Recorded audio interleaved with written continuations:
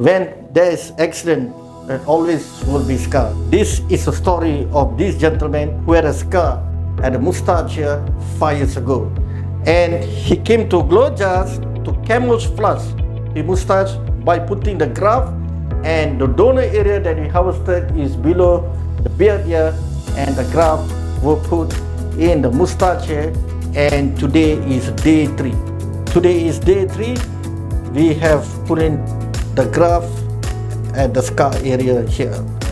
We can see there's no swelling, there's no bleeding, and the graft is perfectly healing and is almost covering the scar area, and both mustache on right and left is connected now.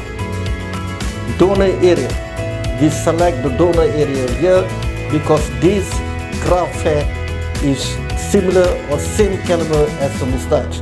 This is called the beard to mustache transplant, and the indication is to cover the scar from accident 5 years ago. Hi, I feel very happy today.